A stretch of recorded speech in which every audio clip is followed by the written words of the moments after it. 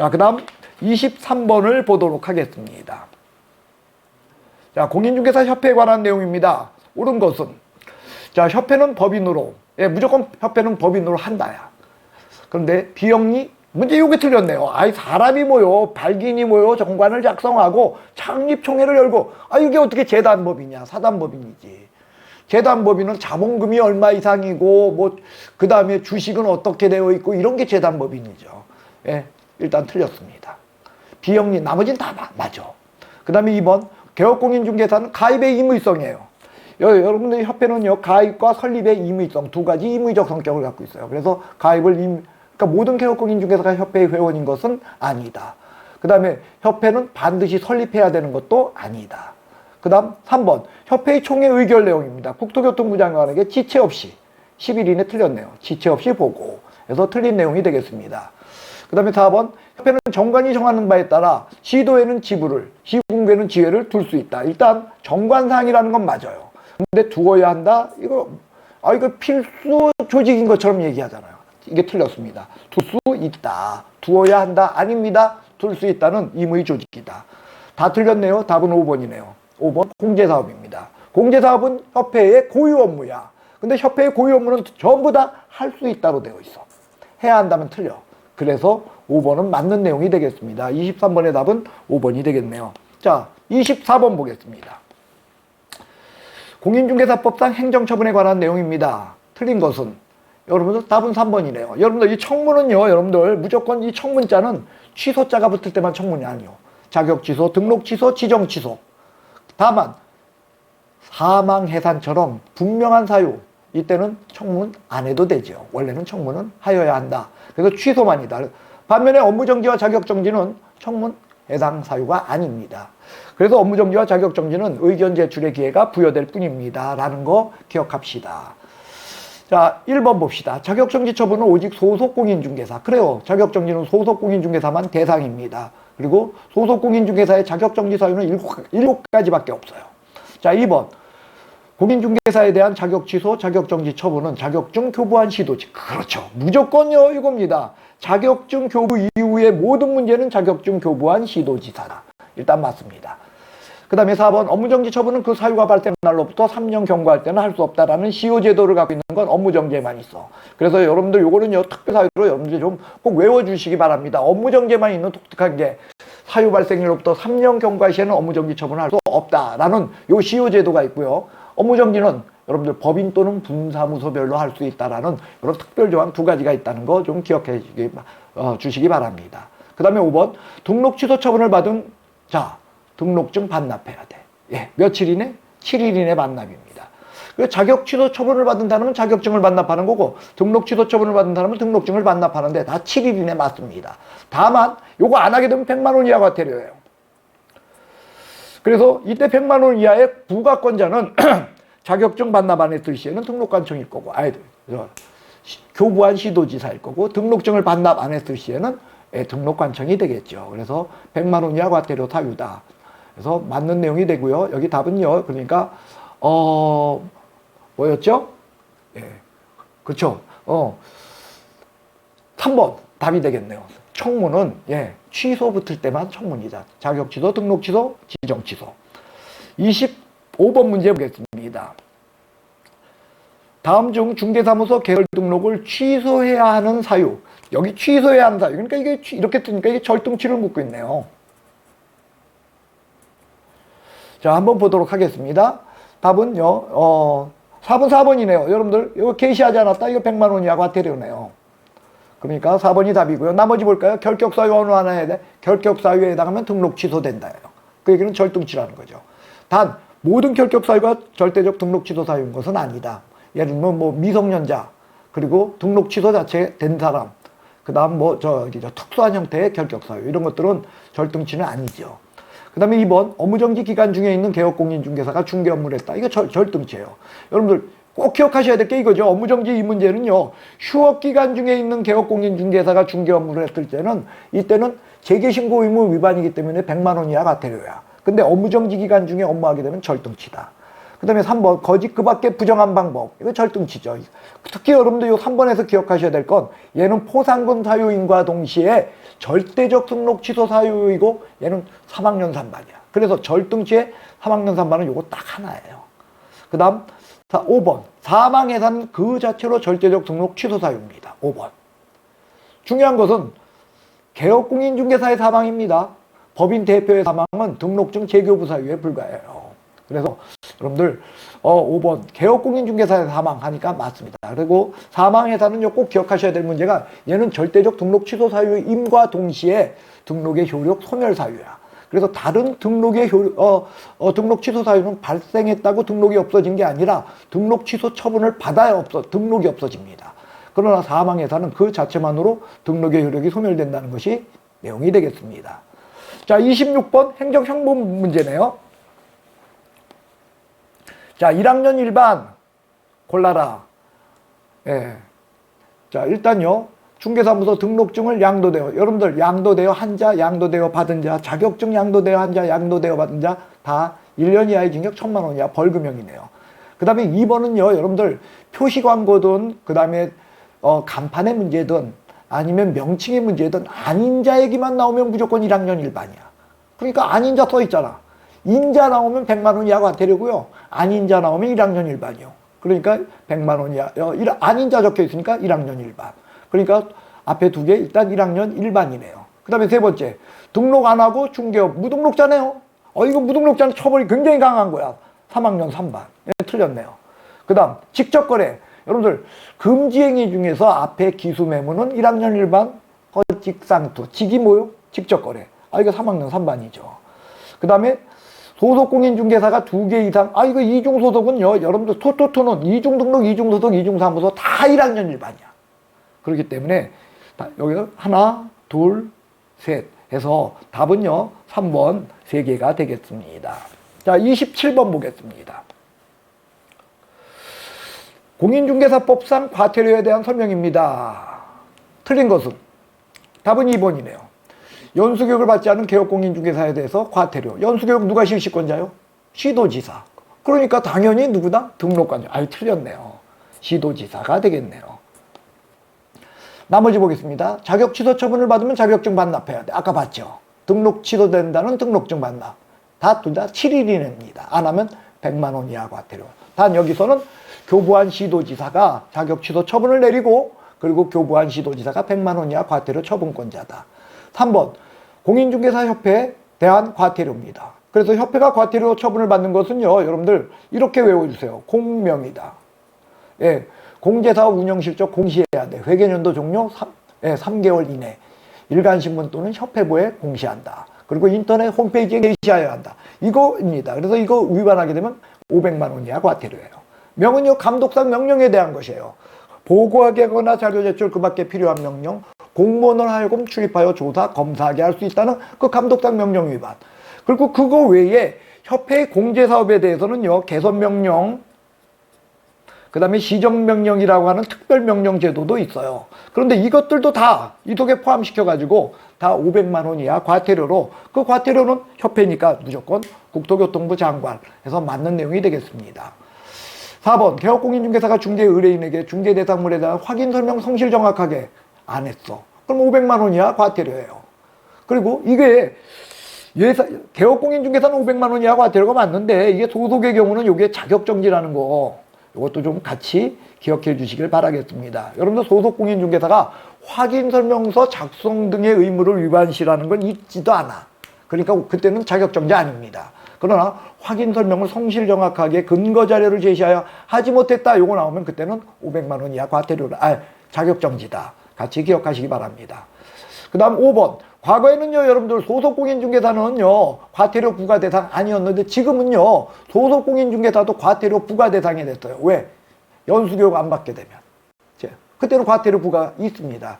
근데 중개보조는 아직도 과태료 부과 대상 아니야. 그래서 여러분 중개보조는요, 행정처분, 즉 자격취소, 자격정지, 등록취소, 업무정지, 지정취소 이런 거. 그 다음에 과태료 대상 아니다. 그래서 여러분들 5번 맞는 내용이 되겠습니다. 같이 기억해 주시기 바랍니다. 자, 28번 보겠습니다.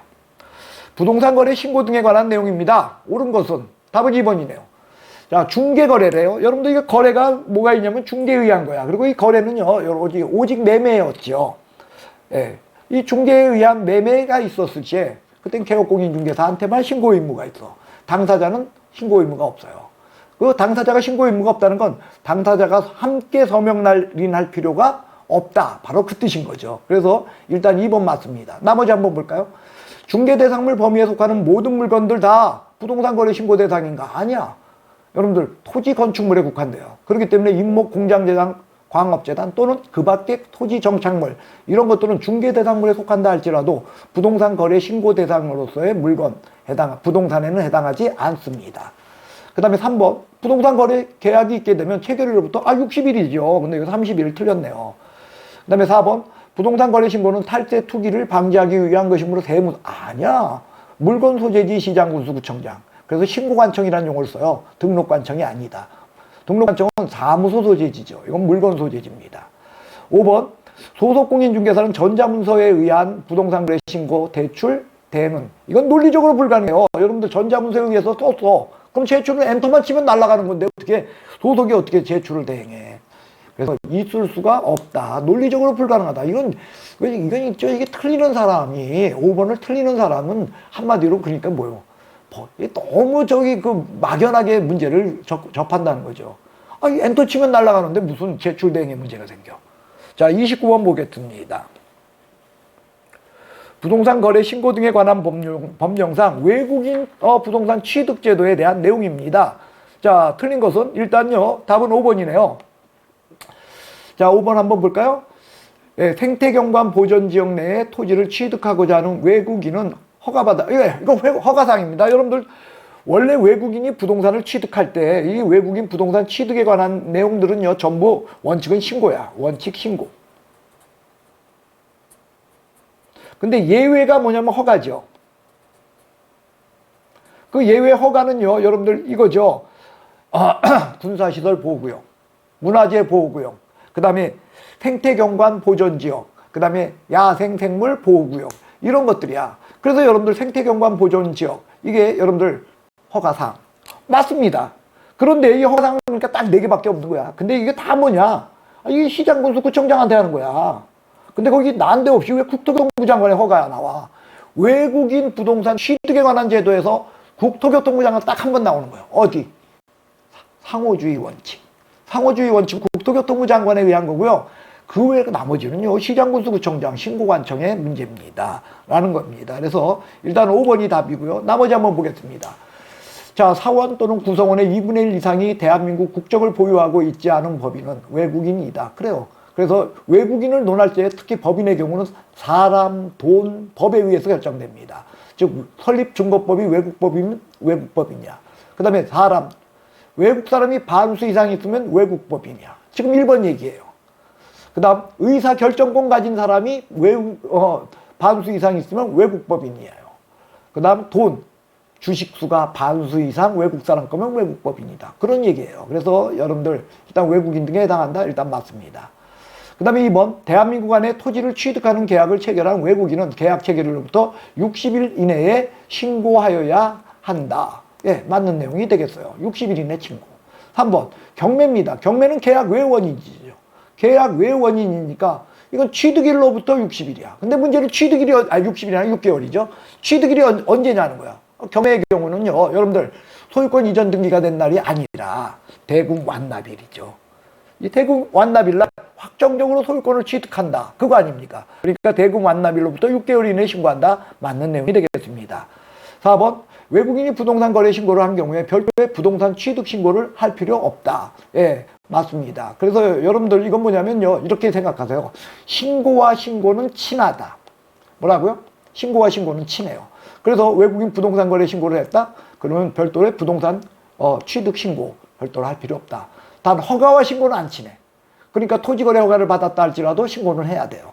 그렇게 허가와 신고는 안 친하고 신고와 신고는 친해서 신고하면 신고 안 해. 문제는요. 이게 바뀌었을 때야.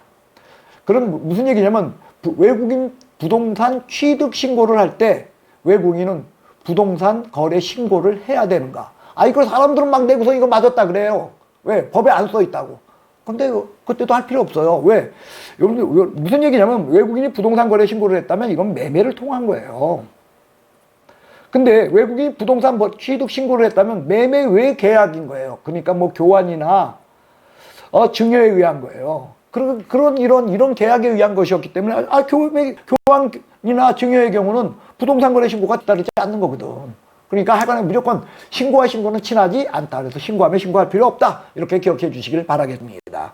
그래서 여러분들 답은 5번이 되겠네요. 자, 30번 보도록 하겠습니다.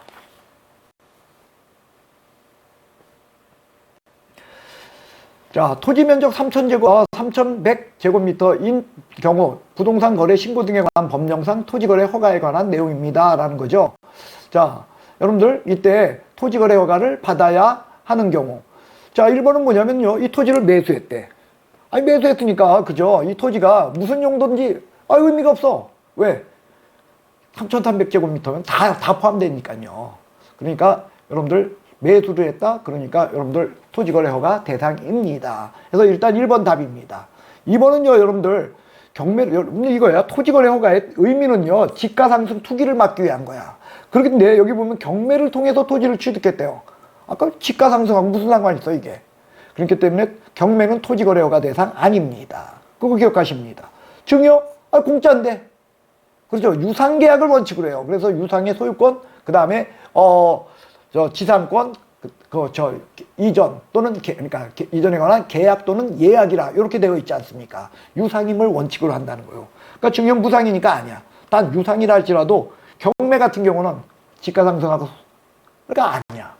그 다음에 세 번째는 뭐냐면 이게 저당권이야. 저당권이니까 여러분들 소유권 이전형이 아니라는 거예요. 그러니까 아니야. 단 여러분들 유상이야. 저기는 뭐냐면 이거 양도 그러니까 가등기 담보 같은 경우는 그 가등기 담보 같은 경우는 소유권 이전형 아닙니까? 그리고 유상입니다. 그러니까 가등기 담보는요. 여러분들 그 실질적 내용에 상관없이 그 형태는 뭐냐면 소유권 이전형을 택하고 있고 그리고 그 유상이기 때문에 토지거래허가 대상이야. 근데 여기는 저당권으로 못 박았기 때문에 토지거래허가 대상 아니다.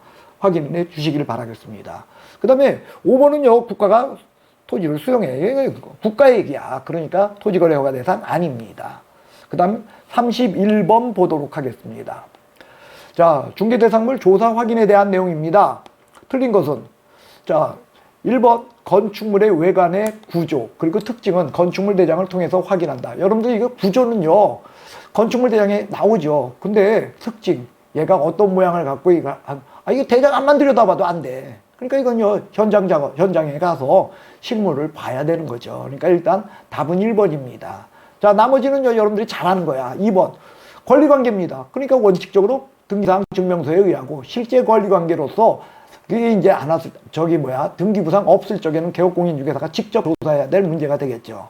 그 다음 3번이요. 경계와 지형 원칙적으로 지적도에 의한다.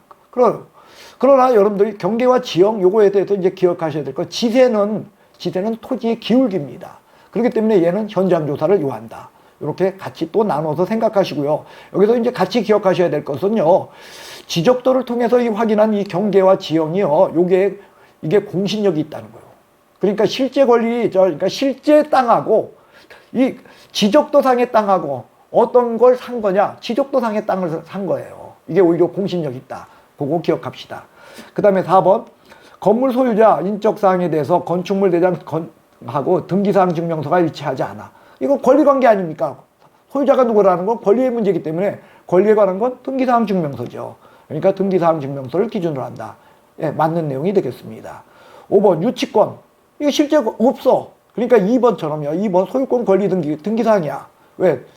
소유권은 등기부에 있으니까. 그러나 유치권은 이게 공시되는 방법이 없다는 거예요. 그렇기 때문에 현장 탐문, 즉 실지 조사를 요한다.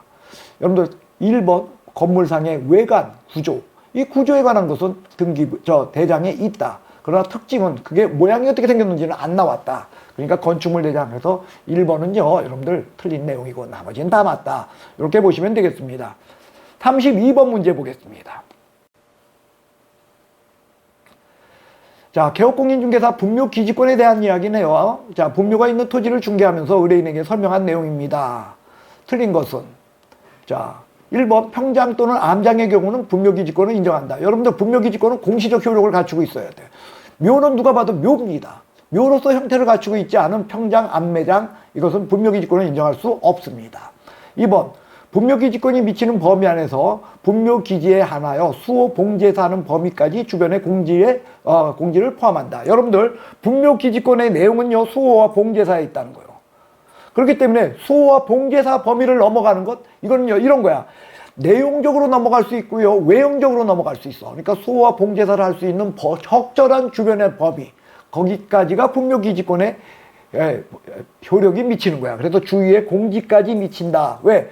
여러분들 제사를 지내려면 무덤 위에 올라가서 드리는 게 아니라 무덤 앞에서 드리잖아. 그리고 사람들이 주변에 이렇게 둘러 쓰잖소. 그렇기 때문에 그 범위 내에서만 분묘기지권의 효력이 미친다. 그리고 너무 확장돼도 안 된다. 반면에 이제 요게 이제 그 면적적인 측면이라면 내용적인 측면은 뭐냐? 아, 거기 계신 분에게 수호와 봉제사를 하는 거야. 그 이상으로 확대되지 않아. 즉 뭐냐? 아버님이 계신데 어머님이 돌아가셨다 해서 합장을 하거나 쌍분의 형태로 고치는 이런 것까지 확장되는 것은 아니다. 그래서 답은 4번인 거예요. 단분 형태의 분묘를 다시 설치하는, 즉 합장하거나 쌍분하는 이런 것까지 확장되는 것은 아니다. 왜? 거기 계신 분에게 수호와 봉제사를 하는 것이기 때문에 4번이 답이 되겠습니다. 그 다음에 3번 시효 취득하면 원칙적으로 지료는 없다. 기억해 주시고요. 그 다음에 5번 분묘기지권은 당사자 약정이 없으면 분묘의 수호와 봉제사를 하는 한 계속적으로 존속된다. 이것이 여러분들 특수한 유형의 지상권이라는 거예요. 원래 지상권은요 기간이 있지 않습니까? 근데 분묘기지권은요 얘는 특수한 형태라서 기간이 없어요. 언제까지? 수호와 봉제사를 계속하는 한 분묘기지권의 효력은 존속한다는 거예요. 자, 5번 맞는 내용이고요. 4번이 답이 되겠습니다.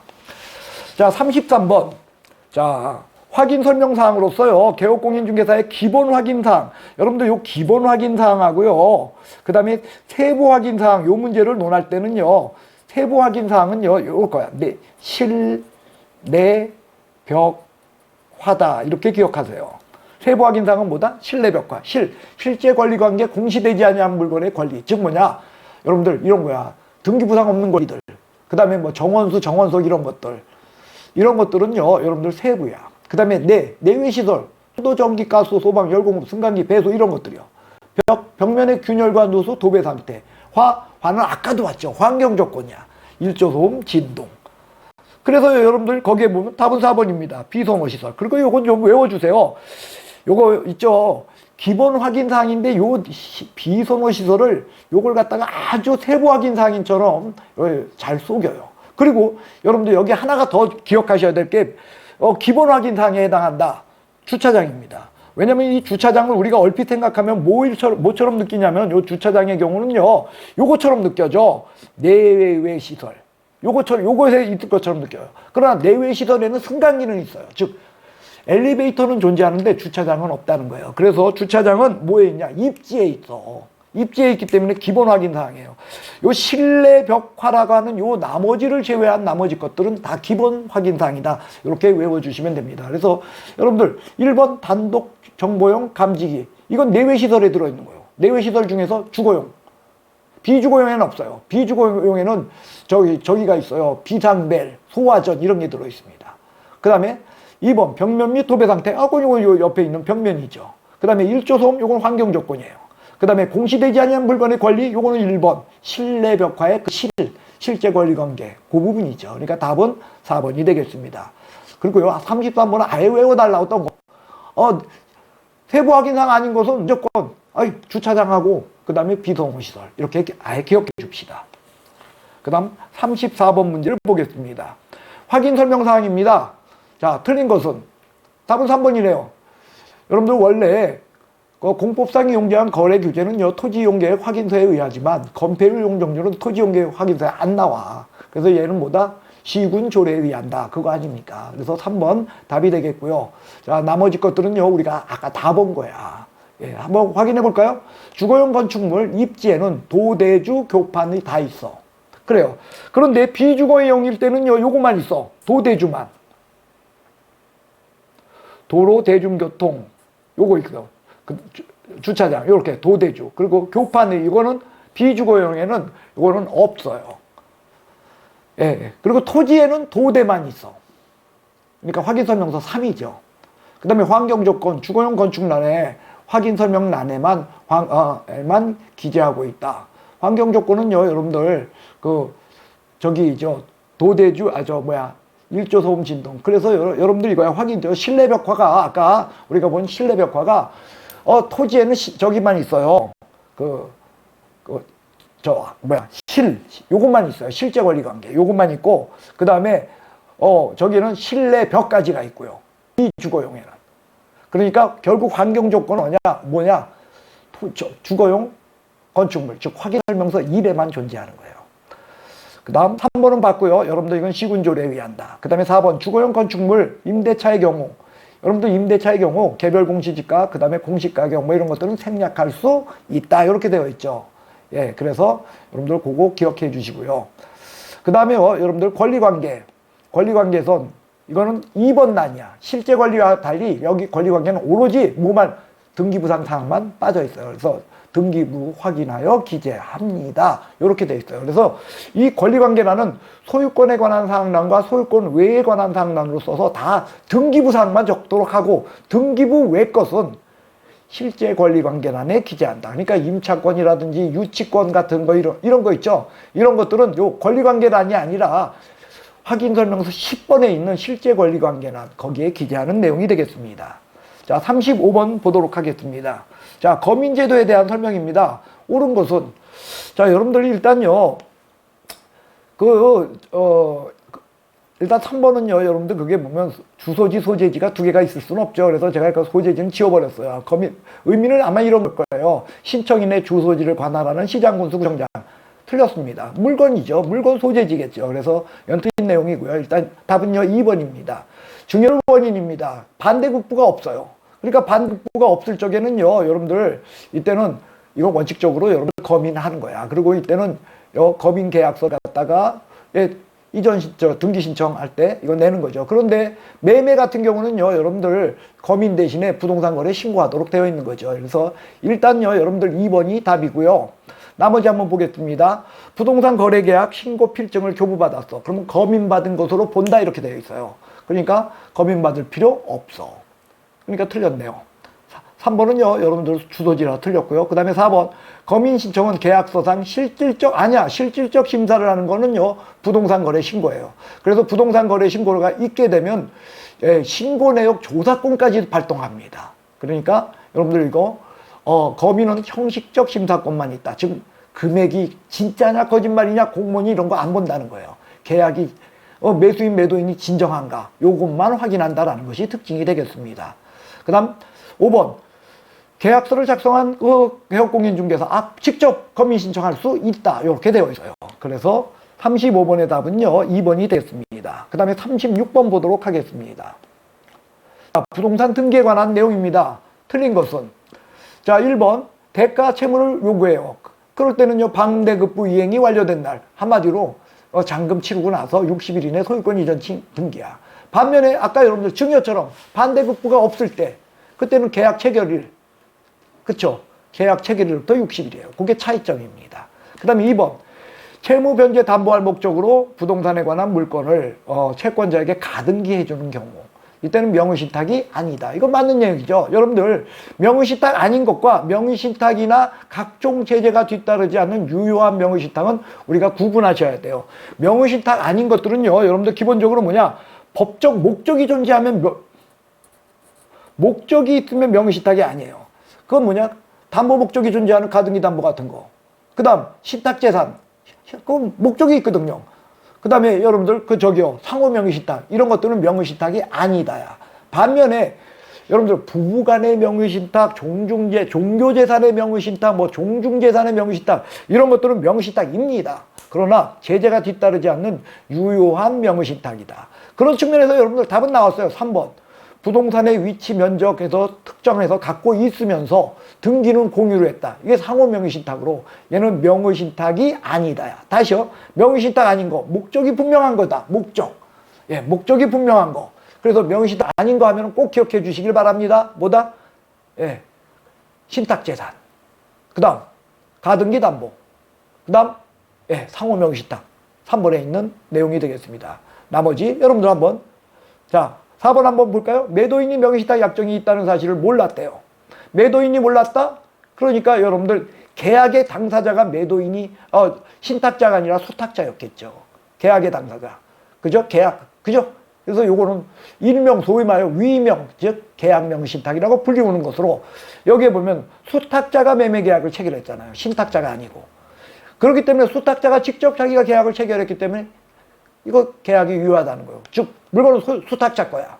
수탁자 거기 때문에 수탁자 명의로 등기한 거 그거 유효하다는 거예요. 다만 이때 명의신탁 약정은 무효죠. 무조건 명의신탁 약정은 무효입니다. 그래서요, 여러분들 4번 맞는 내용이 되겠습니다. 5번 배우자 명의야. 아까 봤어요.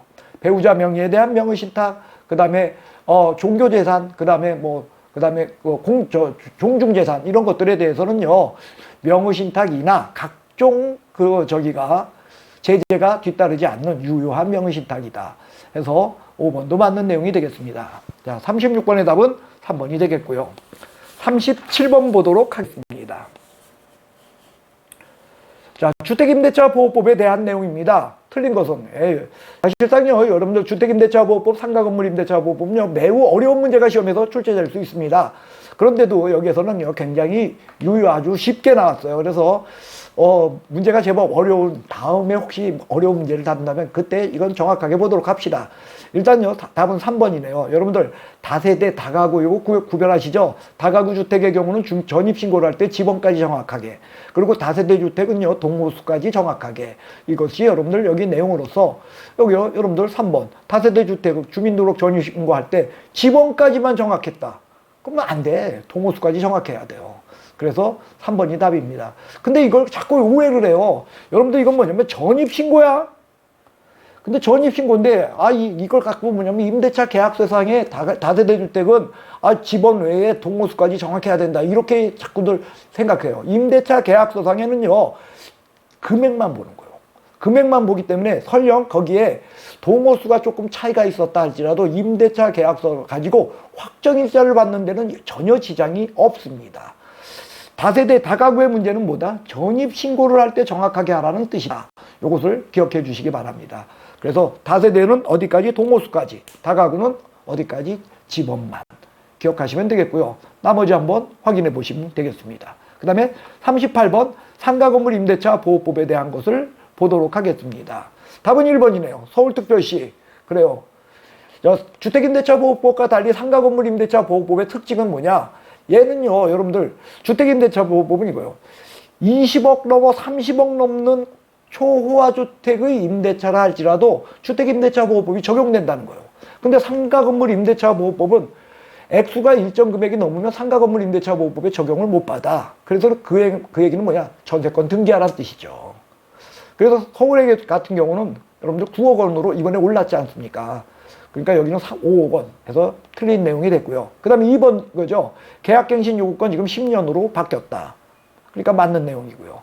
그 다음에 임차인 계약갱신 요구권은 지역별 보증금 제한을 받지 아니하고 인정한다. 그렇죠. 이건 뭐냐면요, 여러분들 아까요, 여러분들 1번에처럼 뭐 서울에서 9억 원 이상의 경우는 적용 없대는데, 그거 적용 없어도요, 여러분들 이런 거죠. 계약갱신 요구권에 관련된 문제나, 그 다음에 대항력에 관한 문제나, 아니면 권리금에 관한 문제, 이런 것들은 그 금액을 넘어도 부분적으로 상가건물 임대차보호법에 적용을 받는다는 얘기죠. 그래서 여러분들 계약갱신 요구권, 요거 인정된다. 맞습니다. 그 다음에 4번 대항력을 취득한 임차인이 관할 세무서장에게 확정일자를 받으면 우선변제권을 취득한다. 그래요. 우선변제권은 확정일자 받는 거야. 근데 다만 주택임대차보호법과 달리 여기는 상가건물 임대차보호법은요, 세무서장에게 받는다는 게 특징입니다. 중요한 건 관할이야. 그 다음에 여러분들 이거요, 자꾸 사람들이 참 어이가 없는 게 뭐냐면 이런 거예요. 세무서장에게 받는데 뭐 갖고 가서 받냐? 당연히 임대차 계약서인데 이걸 갖다가 사업자 등록증이라고 자꾸들 얘기해. 아닙니다. 당연히 임대차 계약서에 계약 금액이 얼마, 그러니까 임차 금액이 얼마인지는 임대차 계약서에 써 있어요. 그러니까 임대차 계약서 갖고 가서 받는다. 그 사실까지 좀 기억해 주시기 바랍니다. 그 다음에 차임증감 청구권 전부 다 주택임대차, 상가건물 임대차 다 100분의 5, 즉 20분의 1, 100분의 5 이렇게 바뀌어 있는 거, 동일하게 바뀐 거 여러분들 기억하시기 바라고요. 그 다음에 39번 보겠습니다. 자, 39번은요, 경매에 관한 문제로 자 1번 봅시다. 경매에 있어서 농지를 취득하는 자 반드시 농지 취득 자격증명 요해요. 이거 맞는데 문제는 뭐냐? 이 농지 취득 자격증명 언제까지 내냐? 이거 매각 결정기일 전까지예요. 언제라? 매각 결정 기일 전까지. 요거까지 기억하시기 바랍니다. 농지 취득 자격증명 하면 매각 결정 기일 전까지. 저 사실 꼭 기억합시다. 답은 2번이네요. 자, 기일 입찰할 때 매수 신청하면 그 보증금을 내야 되죠. 그거는요, 여러분들 최저 매각 대금의 10분의 1인데 매번 나오잖아. 매수 신고 가격, 또는 매수 가격 틀립니다. 뭐의 10분의 1? 최저 매각 대금의 10분의 1이다. 그래서 2번이 답이 되겠습니다. 자, 3번은요, 여러분들, 그거는요, 그 권리 그 분석에 관한 문제로서 저당권은요, 여러분들 그 자체가 1순위면은 그 말소 기준 권리가 돼. 말소 기준 권리는 그 자체로 소멸하는 거예요. 그러니까 1등이면 소멸하고, 그 다음에 저당권은 그 밑에 있게 되면은, 말소 기준 권리 밑에 있게 되면 당연히 소멸하는 담보물권에 해당하기 때문에 소멸한다. 그러니까 무조건 소멸하는 거예요. 4번, 매수인은 대금을 다 낸 때 매각의 목적물을 취득한다. 그래요. 소유권 이전 등기나 또는 대금 납부 기일이 아닌 실제로 대금을 완납한 날 소유권을 취득한다는 것이 내용이죠. 그 다음, 경매 신청이 취하되게 되면 압류 효력은 소멸된다. 압류라는 건 경매한다는 뜻이에요. 그렇기 때문에 경매 개시 결정 등기가 없어지지 않아도 그냥 경매 신청 자체가 취하되게 되면은 압류로서의 효력은 사라집니다. 다 맞습니다. 답은 2번이고요. 1번은 같이 좀 기억하세요. 농지 취득 자격 증명은 매각 결정 기일 전까지다. 이게 시험에 나오면 매각 기일 전까지라고 나와요. 매각 기일 아닙니다. 매각 기일이 끝나고 나서 일주일 뒤에 열리는 것이 매각 결정 기일이에요. 그래서 매각 결정 기일 전까지다. 자, 40번 문제 보도록 하겠습니다. 자, 매수신청 대리인 등록을 한 개업공인중개사의 매수신청 범위 아닌 것은, 여러분들 이거 나오면 무조건 답은 이거야. 인도명령 명도소송 즉시항고. 왜? 경매 제도에 있어서 인도명령 명도소송 즉시항고는요, 그건 법률 대리예요. 그래서 그건 변호사법 위반입니다. 변호사만 할 수 있다. 그러니까 40번의 답은 5번이 되겠습니다.